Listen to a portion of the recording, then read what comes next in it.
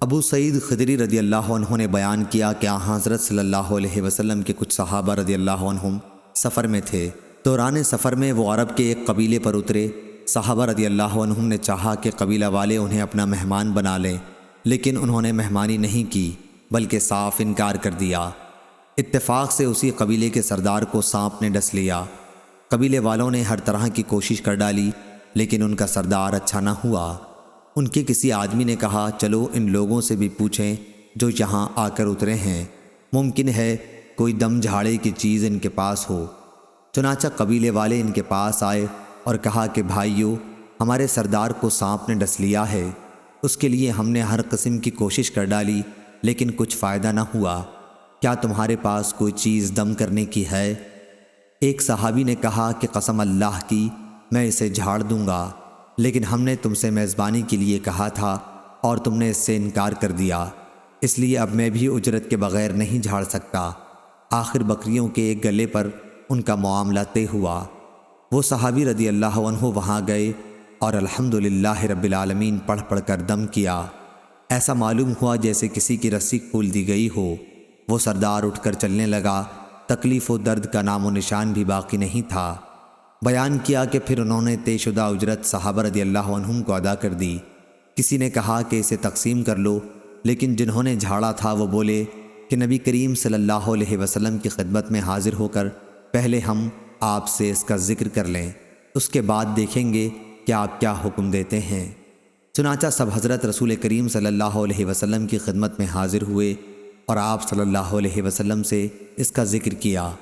آپ صلی اللہ علیہ وسلم نے فرمایا، یہ تم کو کیسے معلوم ہوا کہ سورہ فاتحہ بھی ایک رقیہ ہے؟ اس کے بعد آپ نے فرمایا کہ تم نے ٹھیک کیا، اسے تقسیم کر لو اور ایک میرا حصہ بھی لگاؤ۔ یہ فرما کر رسول کریم صلی اللہ علیہ وسلم ہنس پڑے۔ شعبہ نے کہا کہ ابو البشر نے ہم سے بیان کیا، انہوں نے ابو المتوکل سے ایسا ہی سنا۔ صحیح بخاری حدیث نمبر 2276۔ سفیان بن عیینہ نے بیان کیا، ان سے حمید طویل نے اور ان سے انس بن مالک رضی اللہ عنہ نے کہ ابو طیبہ حجام نے نبی کریم صلی اللہ علیہ وسلم کے پچنا لگایا تو آپ نے انہیں اجرت میں 1 صاع یا 2 صاع غلہ دینے کا حکم دیا اور ان کے مالکوں سے سفارش کی کہ جو محصول اس پر مقرر ہے اس میں کچھ کمی کر دیں۔ صحیح بخاری حدیث نمبر 2277۔ وہیب نے بیان کیا، کہا کہ ہم سے ابن طاؤس نے بیان کیا، ان سے ان کے باپ نے اور ان سے ابن عباس رضی اللہ عنہ نے بیان کیا کہ نبی کریم صلی اللہ علیہ وسلم نے پچنا لگوایا اور پچنا لگانے والے کو اجرت بھی دی۔ صحیح بخاری حدیث نمبر 2278۔ یزید بن زری نے بیان کیا، ان سے خالد، ان سے اکرمہ نے اور ان سے ابن عباس رضی اللہ عنہ نے بیان کیا کہ نبی کریم صلی اللہ علیہ وسلم نے پچنا لگوایا اور پچنا لگانے والے کو اجرت بھی دی۔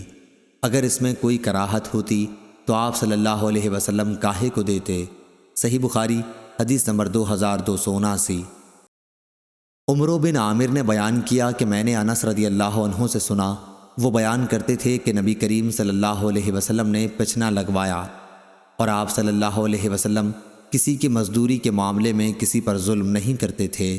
صحیح بخاری حدیث نمبر 2280۔